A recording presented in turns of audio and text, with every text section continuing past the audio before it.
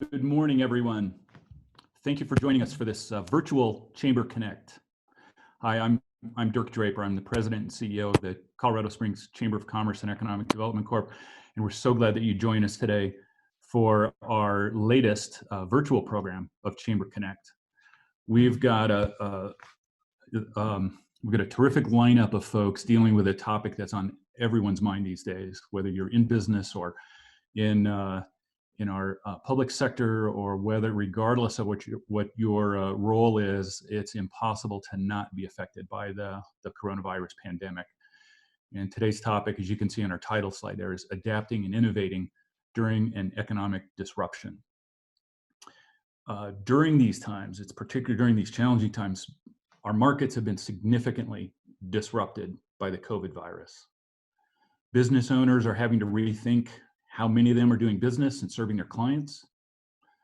We're having to adapt to very forced, very swift changes, unprecedented, unexpected, and it's an opportunity to innovate. So one response that we have as business owners is to pivot to meet the demands of our requirements that we'll face in our conditions in both the short and the long term in the future.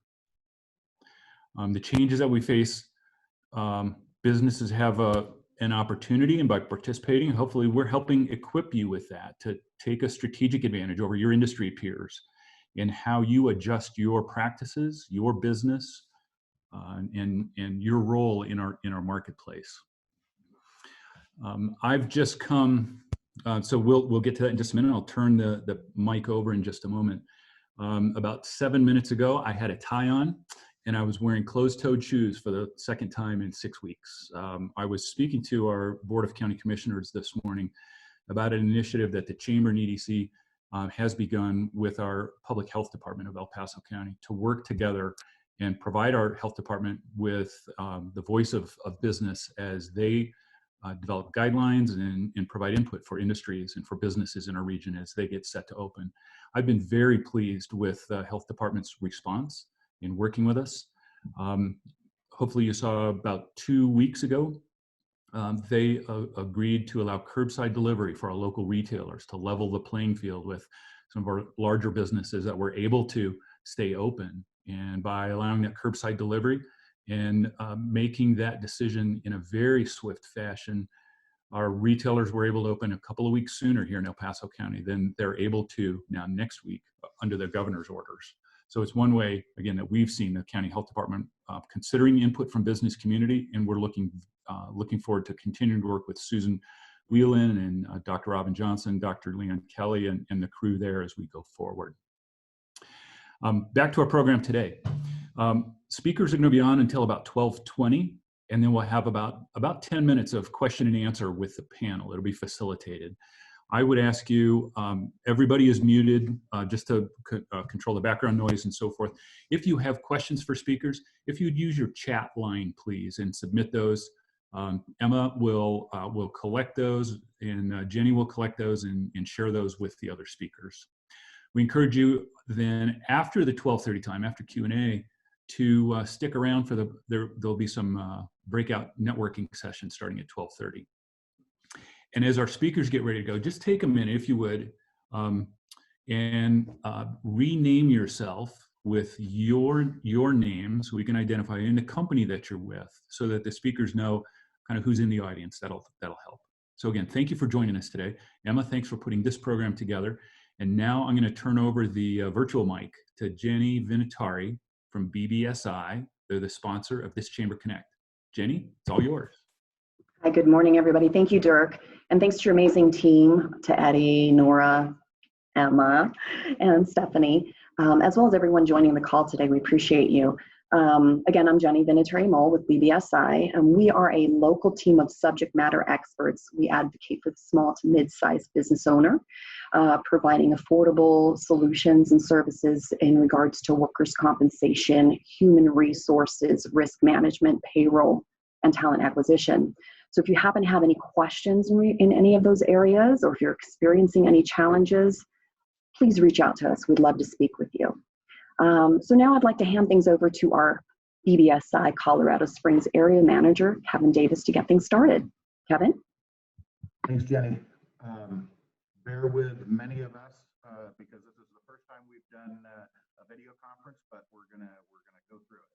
So before we start, I just wanted to let you know that while we were preparing for this video conference, BSI and the Colorado Springs Chamber, we wanted to focus on one thing, and that was being positive. We've all seen, and there's been a slew of video conference on business survival and paycheck protection program. Whoever named that should be, something should happen to them. PTP, new legal challenges. Hey, Kevin, I'm so sorry to interrupt. You're very quiet right now. I know. Okay. Okay, yeah, just get really close. Sorry, we have to really get your face in there. Okay. Well, Perfect. Whether working with our clients or talking to the presenters today, I've seen three trends in the business community. And the first one is that culture is being positively impacted. Emma, I saw that look. Can you hear me? No, not well. Can you go in to Jenny's? Yeah. Okay. Sorry Actually, about this, guys. Technical difficulties here. I'll be right back.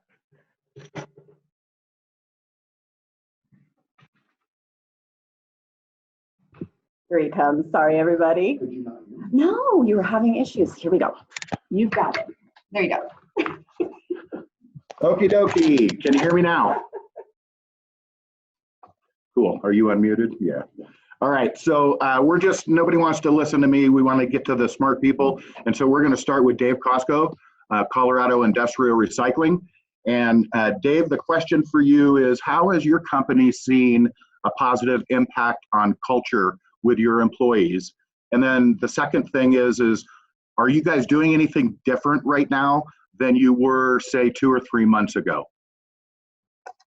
So I don't have anything to add in regards to the COVID stuff itself, but in regards to our facility, we've made some changes where we've laid nobody off. Everybody's guaranteed the hours, and we've got a lot of stuff going on with changing duties in the offices to keep our office ladies fully staffed and busy. In regards to the yard, we've seemed to, as time gone along, pick up the carpet, so to speak, and push stuff under. So now we're picking that carpet up and pulling all the stuff that needs to be done out and do improvements. So it's given us the chance to pour lots of new concrete, which allows our yard to meet better management practices for stormwater. It's allowing us to change the layout of our yard, while as well giving the guys the interaction that they can provide for coming up with ideas to address the layouts and what would be beneficial for our managers, and make shortcuts and distancing better. And so prior to this, we did some time studies through an outside company that helped us determine what would make our yard a better layout. So we're using some of the time management studies that we were afforded to be able to do, and then provide the layout to help with that as well. We had some repairs on equipment that we haven't been able to address as much as we wanted to. So it's allowed us to do some essential equipment improvements. We've gotten a chance to do some cross training, which has been a huge help. It's allowing us to be able to try and determine if where we've placed guys in the yard is the best position. So we've got a couple of autistic folks that we've moved throughout the yard to different machines, and we've found that they have a process of managing their time and moving the process through. So we're getting time studies and time management practicing on that as well. And I guess one of the biggest things that we've come up with is really just a better way of communicating with our staff. And it seems like we're taking a lot of the input in from our staff to determine if everybody's comfortable with procedures and opportunities that we're trying to set forward. and then over communicating the scenario and letting our staff make up their minds and come up with decisions and conclusions along with us, determining, for example, we went from 50 to 60 hours to 40 hours. We don't have much of an income coming in on the product we're selling. So we're getting their communication back and determining what will be our soft launch to start back up into production and what steps we'll take to get on that process. So I think our biggest thing is we've got a really good staff. We're really happy with our people. And we're trying to make sure that everything works with the people and the staff we have to keep everything going as smooth as possible. Is that kind of summing it up? Absolutely. So have you noticed any attitude changes in the employees that you've got working for you? I mean, 100%. So, you see the things on the news where people are upset where they were forced to come to work and so forth. I don't think I saw that at all. If anything, I saw exactly the opposite. We had a couple of people that are typically extremely quiet that while we were having a meeting came up to us and made mention that they were extremely appreciative that my brother and I gave them the opportunity to be able to get out of the house, since we are considered an essential business, and actually have the opportunity to work and not be a statistic and part of the 30 million people that are looking for our unemployment checks. So our culture as a group, I feel that we've never been as close as we are. And it's nice. Everybody's actually getting some time off. So we've carved our day back. Our day used to be 6 a.m. till 5, 6, 7 at night. Now it's 6. Technically our day is, we're open at 7:30 and we shut down at 3:30, and everybody still has a little bit of a life afterwards. So you kind of have a bad set of ingredients, but you make what you can with the ingredients you have. And I've got to say, I'm really impressed with my entire crew. They've done a really good job. Wow, that's awesome. And then as we go back to, or get back into normal, let's keep that overtime down. Yeah. Well, thank you, Dave. So our next presenter is Eric Van Horn, and he's the owner of Outside the Bread Box.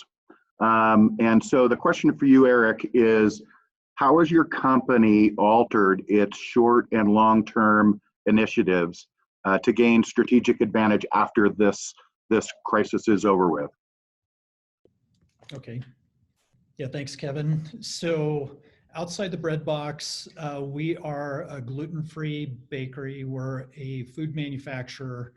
So we've really been one of the fortunate businesses. We've been able to stay open and continue operating during all the shutdowns. And we've really seen some up and down demand coming from our customers. And as a wholesale bakery, our primary customers are grocery stores, and we also sell to a large national distributor for some of our product. And as we've seen that fluctuation of demand, we've really known that, one of the things that we need to do is ask ourselves, where are the customers? How do we reach the customer? And early this year, we had started a project to get e-commerce launched, to get a Shopify site set up to sell some of our products. And it's a limited selection of the products that we sell, but we really accelerated getting that online. And we've had great response from that. So we're selling through our website, and we've seen steady sales. We started that Shopify site at the beginning of April, so that's done really well for us. Additionally, that really speaks more to the mid to long term is that we've had to make some adjustments to our marketing, and we market our product to customers that haven't heard of the brand through the use of demos at grocery stores, and those have been essentially shut down. So one of the things we had to do was really start working with a business. It was a digital marketing agency, and we started doing social media ads. To reach out to the customers to let them know where our products are. We're also providing some opportunities for couponing, other discounts, because we're looking to get trial of our products. So we've had to be real creative about how to get our customer to learn about our product and try our product when we don't have our standard way of marketing and promoting the product. So have you noticed any difference in your dealing with vendors, or any vendors stepping up to help you out as a business? So we use, as ingredient suppliers, we're buying ingredients from across the country, and some of those ingredients are actually sourced from overseas. And the manufacturers and distributors that we work with, they've definitely been very aware of the situation. They've been working with us. We've had some early on shipping delays, but we were very fortunate to have we have a supply chain specialist that works with suppliers, works to qualify our suppliers, and is on the phone with them constantly, working out how to keep our raw materials in supply. So we've had really good response from them. They've been real communicative, and we've been able to overcome any of those challenges and haven't had any interruptions to our supply that has really resulted in us having to stop producing product. Cool. Thank you so much. Okay, our next presenter, his brand is his name, Randy Giving. The question for you, Randy, is how has your company or the companies that you represent adapted and changed because of the COVID-19 virus? Very good. Thank you, Kevin. Thank you, Chamber and EDC, for letting us be a part of this. It's great and good to see all of you. Since we're considered an essential business, our office hours haven't changed, and we really feel a strong need to be there for our clients. We let all of our employees know early on that they have the option to work from home and have flexibility on their work hours. About 2/3 of our 45 employees have been doing this, and we feel very fortunate that we can work from home, work virtually, and they have remote setups at their home, so they can dial into our office, our main computer system, and provide the services, and can do it actually just as effectively from home as they can do from their office. In spite of this, a number of our folks have continued to come in the office every day. Some from Falcon, Peyton, Penrose, Monument, different outlying communities, still want to be in our culture, be in the office, be with their coworkers. I've noticed a really great sense of cohesiveness and a willingness among our staff to work with each other, even more so, and to help each other out and to back each other up. It's just really gratifying for me to see this happen, and people really coming together. We're committed to being here for our clients, especially now. We're doing primarily business insurance, so our clients have a lot of questions about their insurance and how they're being impacted and how the insurance comes into play for them. And we need to be there for them. Very early on, we sent to all of our clients some OSHA guidelines on how to maintain a safe workplace, different rules on the FMLA, Family Medical Leave Act, and other benefits they could look into to keep people employed when their business was shut down or drastically reduced.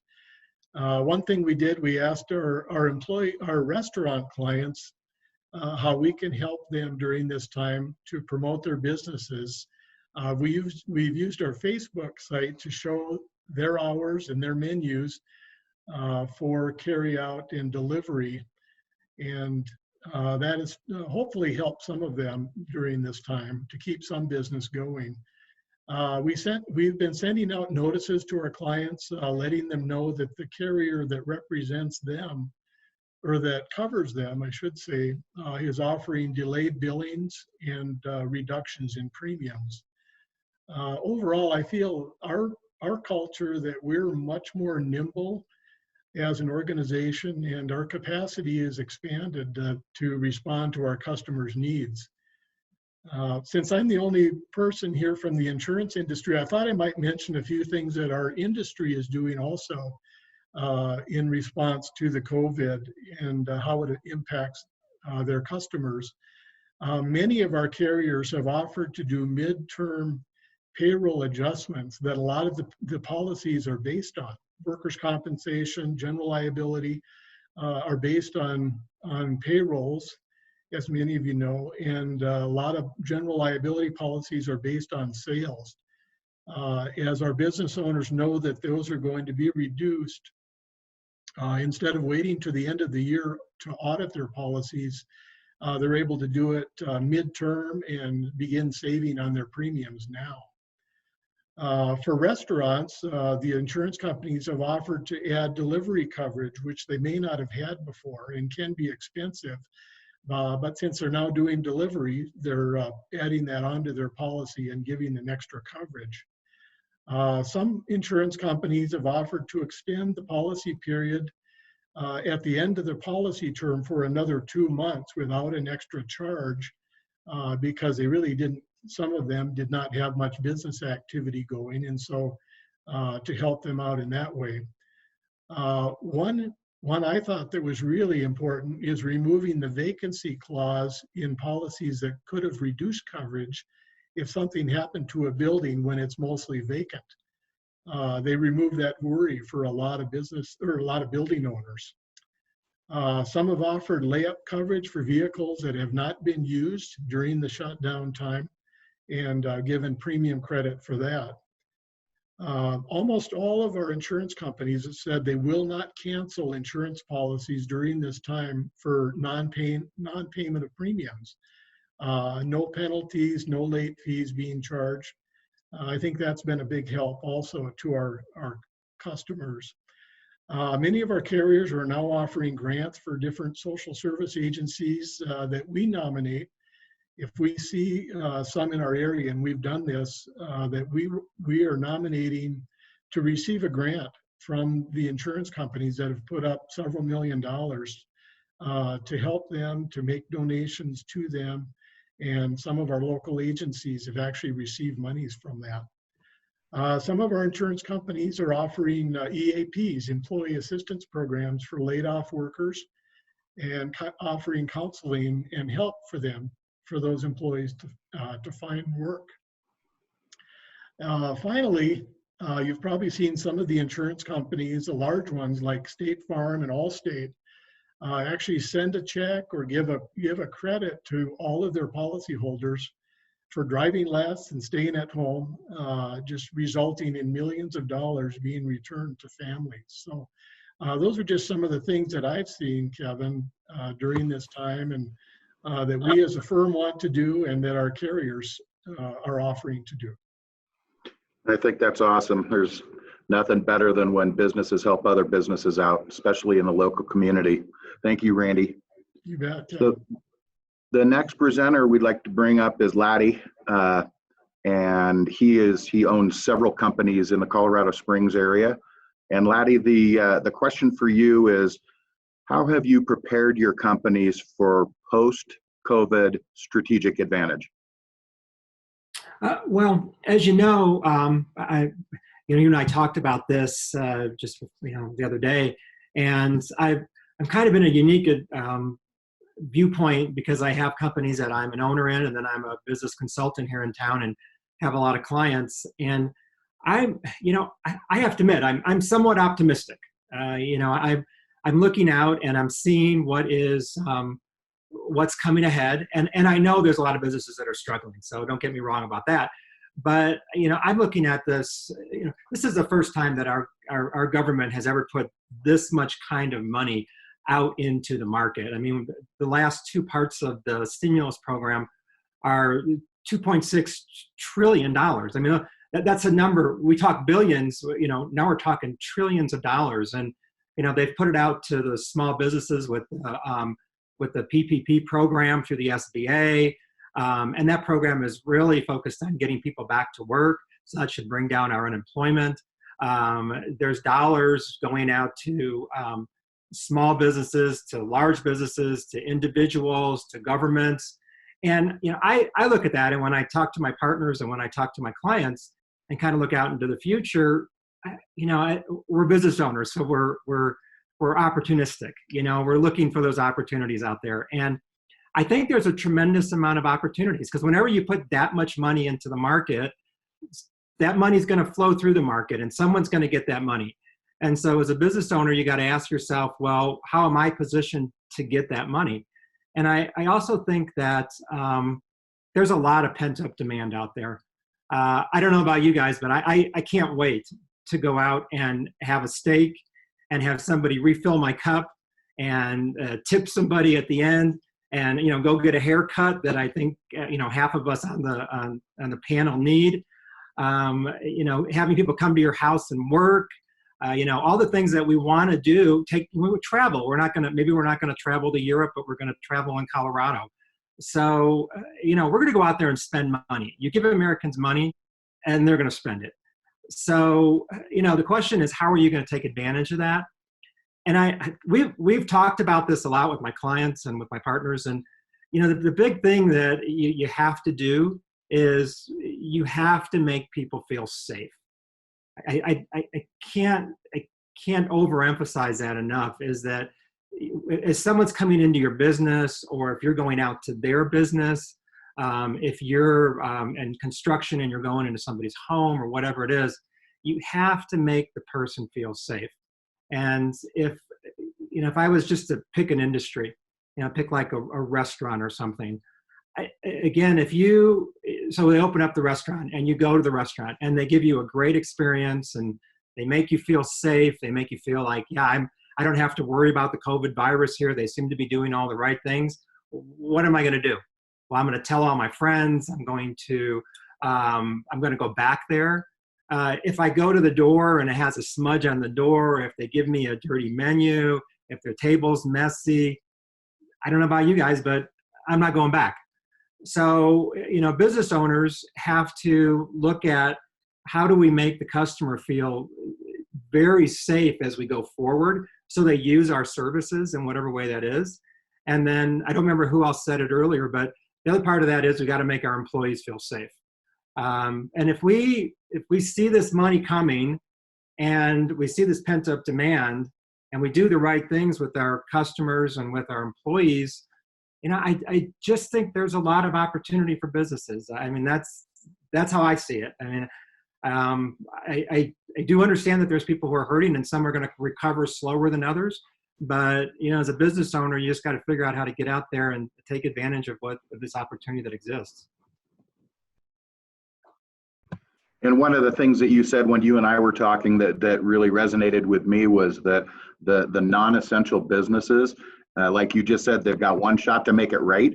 And then they've also got some catch up to do, because the businesses that have been essential and been operating and adapting quickly, they got 2 months of a head start on it. So those non-essential businesses should be paying attention to business owners like this panel that have been going through it. So thank you so much, Laddie. I really appreciate you participating. Our next participant is Rahul, and he's with Titan Robotics. Rahul, welcome, and thank you for doing this.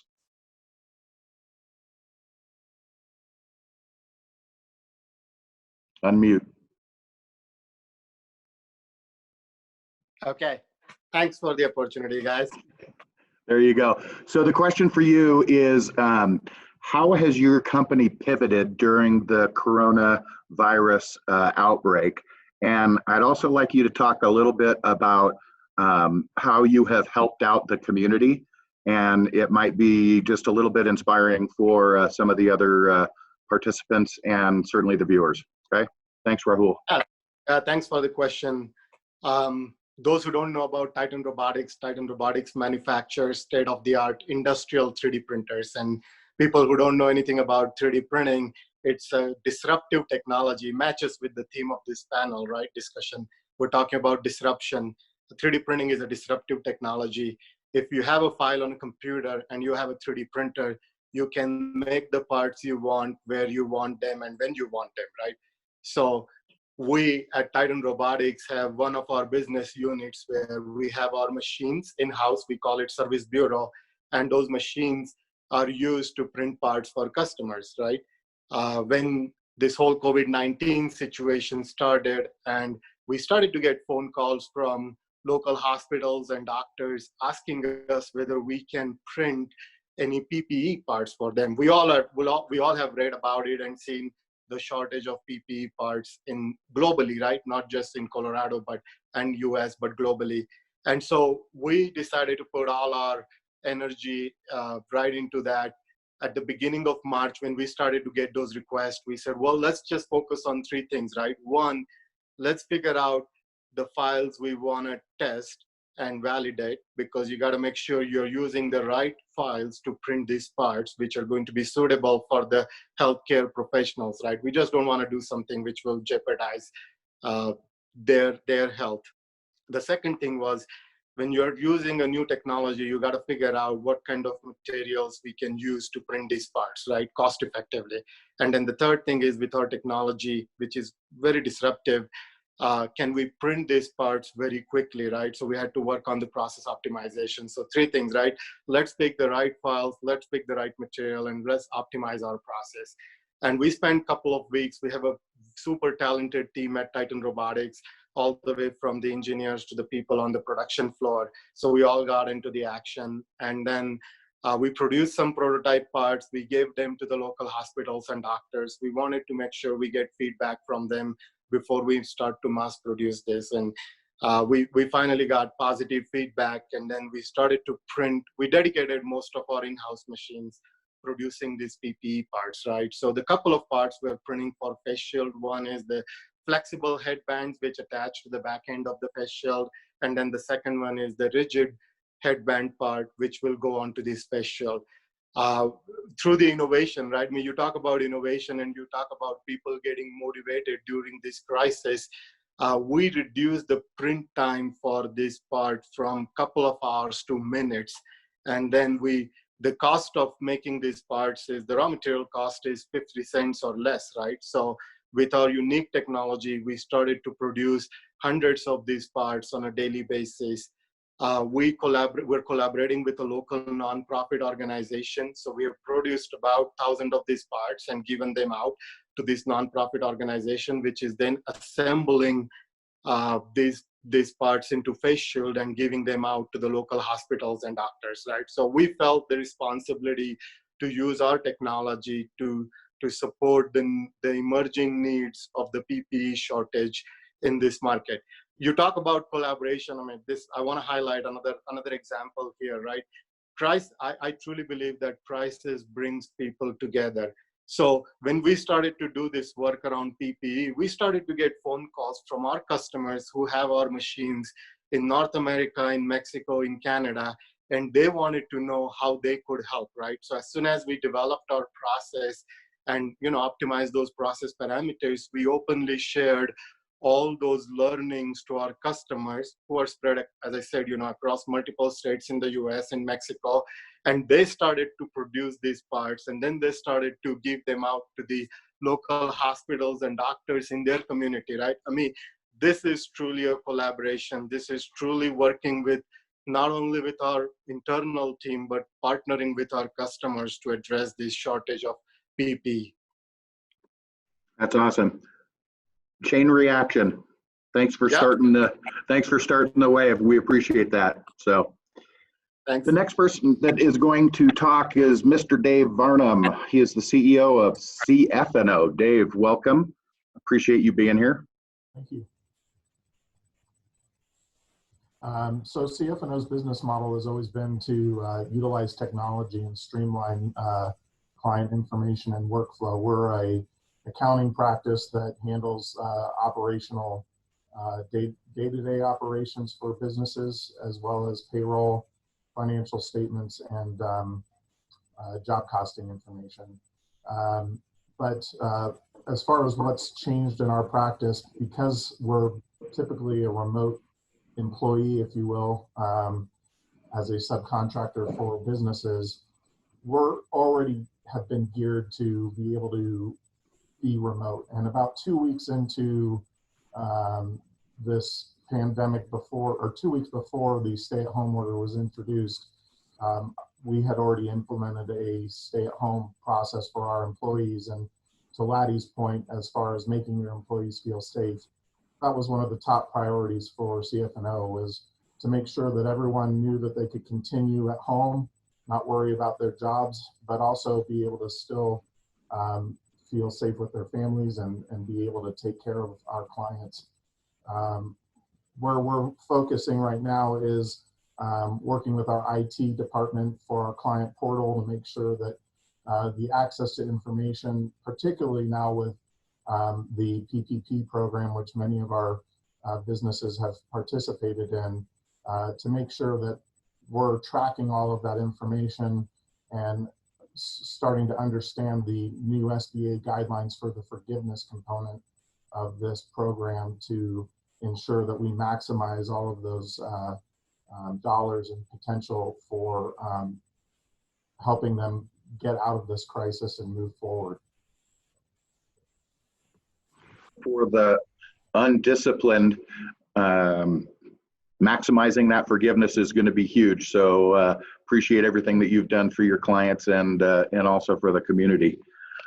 We are running low on time. So Dave, I'm going to move on to Dorothy Silvanic, my friend, and she is also the owner of Home Care Assistance of El Paso County. Dorothy, welcome. Thank you very much, Kevin. Cool. We are a non-medical home care provider, providing services to seniors primarily in their homes rather than in the senior communities where we've heard so much about just huge infections and loss of life among those communities. We address whole person quality of life needs. Our objective is to help the seniors thrive, not just survive. And our approach to business is that we have two customers. One is obviously the seniors, the clients that we take care of, but the other one is the caregivers. And in this pandemic, being focused on both of our customers, the clients and the caregivers, has been critically important because we are on the front line of providing services to seniors, one of those most vulnerable populations, but we're doing it in their home rather than in the communities, which keeps them out of the places where the disease is run rampant. We had started preparing for the potential of this disease to get bad a couple weeks before the actual shutdown. And what we did is we prioritized our clients. We needed to maximize the efficiency of our staff. And we knew that we had several clients whose spouse was their primary caregiver, and they would likely not need care if we were in a shutdown because the spouse would be shut down at home with them. But we have other clients who are must serve, meaning they have no one else besides our caregivers to really get them through the day and keep them safe and healthy.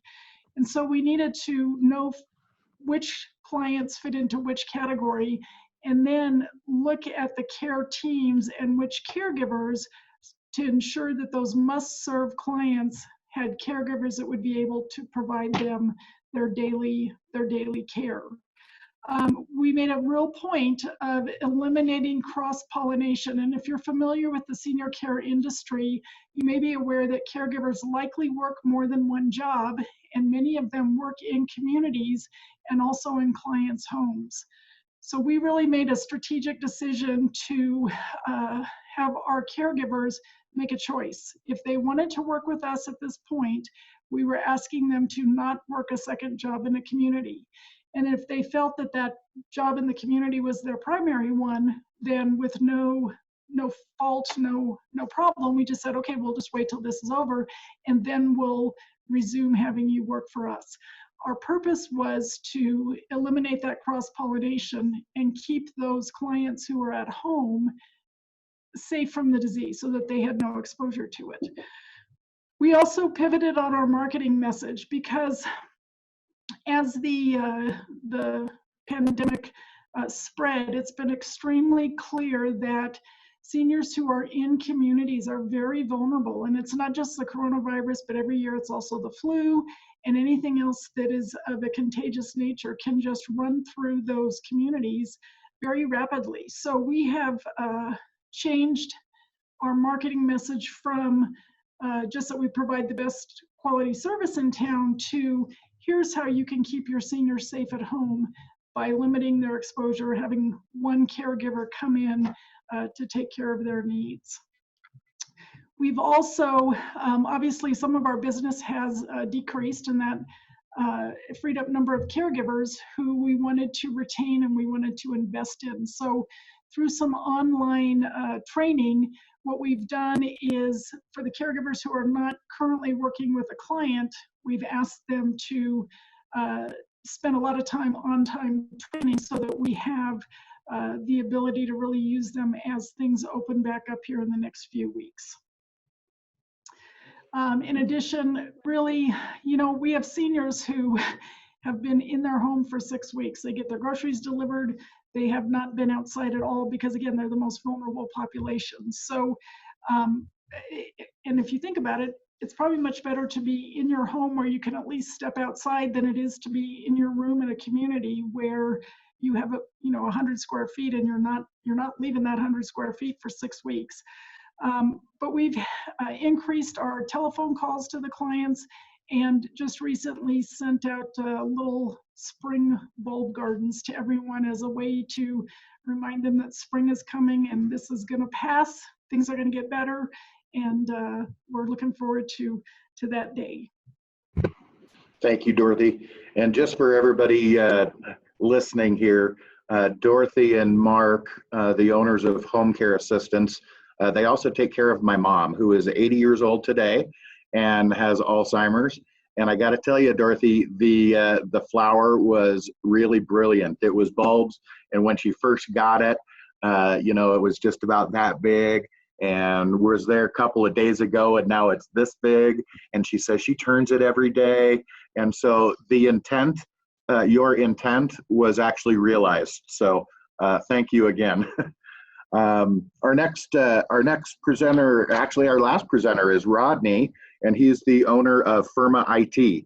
Rodney, the question for you is a little bit different than everybody else's, and we'd like you to talk just briefly about how companies have reacted to this market disruption, but specifically tailor it to their technology. And if you could please just let everybody listening know maybe the top 1 or 2 things that they need to be careful of or wary of. All right, cool. Thank you for the introduction. Hello, everybody. My name is Rodney Gillette. I'm a military spouse and Air Force veteran. Go Air Force. I'm also a certified ethical hacker. Yes, a real one. So let's have a conversation. As far as us assisting our clients through this crisis, our clients who are closed because of COVID are not being billed. And we are managing their IT and cyber at no charge until they can open their doors again. We have been busy setting up businesses with the ability to remote work since this all went down. We were doing it before. This is going to be more of a normal way of doing business going forward. To do this means making the network at the business secure and giving the remote worker a secure way to conduct business. It's easy for us to do this because I'm a certified ethical hacker, and that's what we do. So many companies are not doing this correctly. I'm also building computers and laptops for kids that need computers for school. The last one we gave away was to a single mom who was laid off and her kids needed a computer for school. So if you're a business and you're doing a tech refresh and you're getting rid of computers, I would love to get those old computers you're getting rid of so I can rebuild them and give them to kids in our community. Now let's talk about these risks of working from home. There are many businesses that I've seen who are not securing their network. The business network has Windows 7 computers or older on it, which were abandoned by Microsoft on January 14th, 2020. There is no encryption. The passwords are weak. There's no intelligent computer or network security tools in place to protect many of the client's data. We go into businesses and we give them a free cyber analysis because I don't want a barrier to be between you knowing how secure your computer systems are for your business. Some of these business owners have ignored the cyber risk when things were normal. Now they're extending their network into the homes of their employees which are not really secure at all. Some businesses are allowing employees to use their personal computer to conduct work for the business. That's a huge risk. You have no idea how that computer is being used and how secure it is. And as a business, you don't even have the right to manage an employee's personal computer. The best thing a company can do who is working remote is to procure the computers that belong to the company and assign them to your employees. When you own the asset, you can secure it and control it. If these computers are running Microsoft Windows, they need to be running Microsoft Windows 10 Pro. If you have a computer in your business that is running Windows 10 Home, that is not enough. And there are many ways to remote connect your business from the outside. If you have Googled how to do this and set it up yourself, you probably have some things that are wrong in that setup. You should be using a VPN of some type to remote access your business from the outside. Criminal hackers are actively looking for businesses who have not set up their remote access correctly so they can run a cyber attack on your business. Now let's talk about this increased cybersecurity awareness. We've all heard about Parkview Medical Center in Pueblo. If you haven't, check out your local news. Steve Shirley is the CIO down there, and my heart goes out to him. I sent him a card and a pack of brownies because I know his hands are full with this problem. Ransomware is an awful thing to befall a company, especially one in healthcare. Cyber attacks have not slowed down. In fact, there are more new threats that are using the COVID-19 situation to carry out these cyber attacks. With Parkview, they can't hide their cyber attack, but this happens to businesses in our community all the time. Many of them hide it. It could happen to your business right now while you're on this call. Are you set up to resist a ransomware attack? If you get one, will you be paying the ransom, or will you have the proper backups in place so you don't have to pay? I know many of your dentists, chiropractors, and other medical businesses and businesses you are using to do your taxes right now that are making no investment to secure your data. You don't know this because the last thing you think about is how secure your chiropractor is. So I want to give you this advice. Now more than ever, ask the businesses you work with how they are securing your data. As a consumer, you have a right to ask this.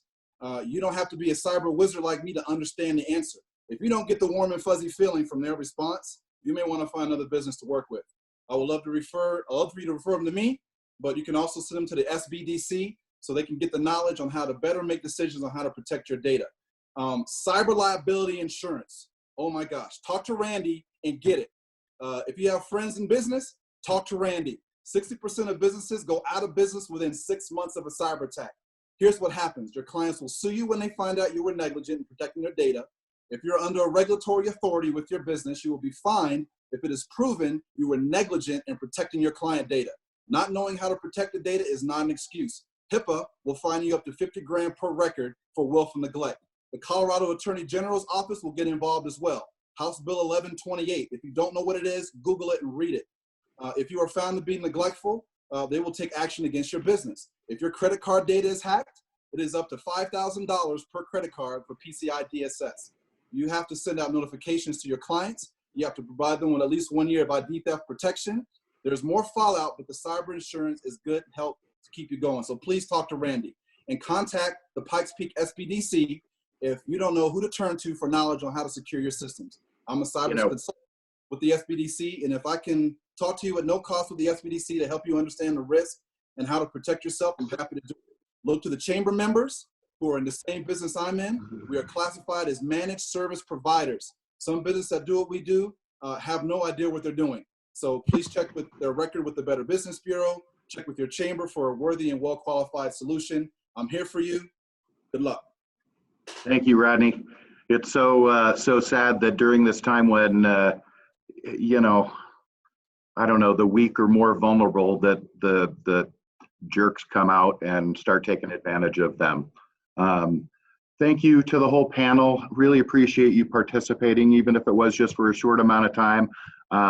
What I was trying to say at the very beginning was that I've seen a couple of patterns, and that is that our cultures within the organizations are being positively impacted.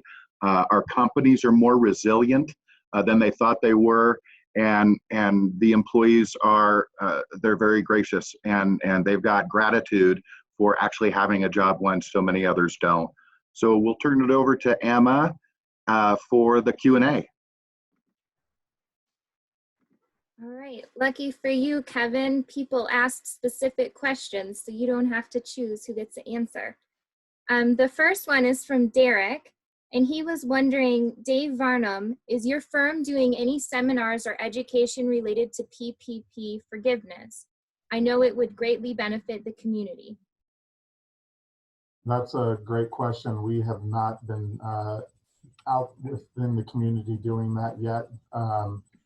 The biggest thing with the PPP at this point is that the SBA has not finalized its guidance for the forgiveness component. So we've been holding tight on making sure that we have all of the documentation so that the outreach that we do for our clients, and I like the suggestion of doing that for the community as well, is to make sure that everyone is aware of what guidance is going to be finalized with the SBA, and coordinating with the banks and things too. I am aware of a lot of our banks are providing a lot of information and keeping people in tune through webinars as well. Ultimately, they're the ones that are going to review and approve this data. Our job is to really also make sure that everything's coordinated and organized. More to come. Thank you, Dave. And also another question for you. What does CF&O stand for? So CF&O is sort of a play on CFO, but cash flow and operations is basically the nuts and bolts of what we do. We go in and work with business owners and small businesses to improve cash flow and manage their operations. Perfect, thank you. The next question for Dorothy. With the shortage of CNAs, how difficult is it to not cross-pollinate with your clients? That's a really good question. And what we have found is that many of the communities in town are having serious staffing shortages because they have caregivers who have gotten sick, or they have caregivers who are not working because they don't want to take it home to their families.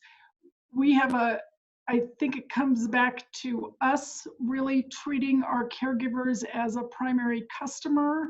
People have been very loyal to us, and when we're able to supplement the hours that they work with that online training, they have made the choice to work with us rather than to have a second job and work in a community.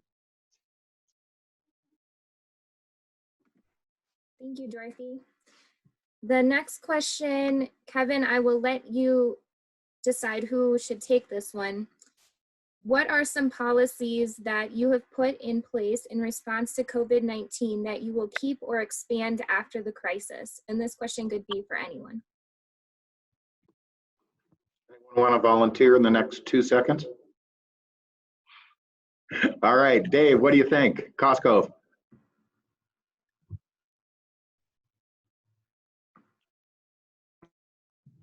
What policy have we put in place? Probably our biggest thing that we're working on is just improving our communication. I would say over communicating and just making sure that there's a clear path and everybody's extremely clear about how things are going to progress. I feel,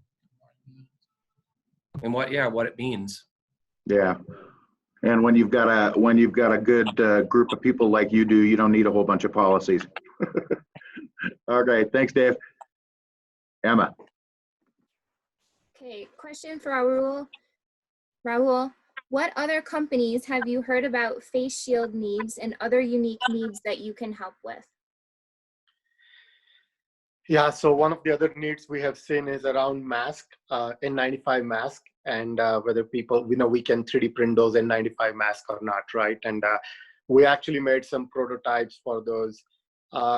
Those are the trickier ones, and you have to be absolutely careful that the filter that gets used and the design of those masks are comfortable for our healthcare professionals, right? So when we made some prototypes in the beginning and gave them to the hospital, I think the feedback was okay, and we decided not to pursue that path. But I think there's a lot of need out there still around N95 mask and what can be done.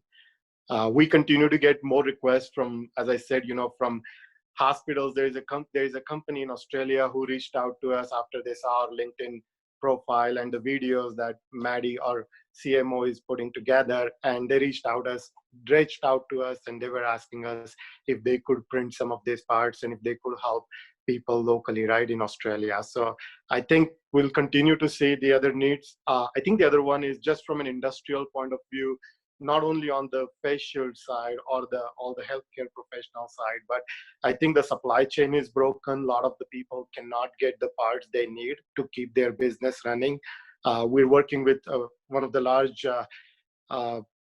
I don't want to name them because we have NDA in place, but they have been asked by US President under the Defense Act to make some certain parts, and they have reached out to us and asking us if we could make those parts for them or not. So I think we'll continue to see the needs for new parts which are in short supply, and our goal is to help those companies as much as we can.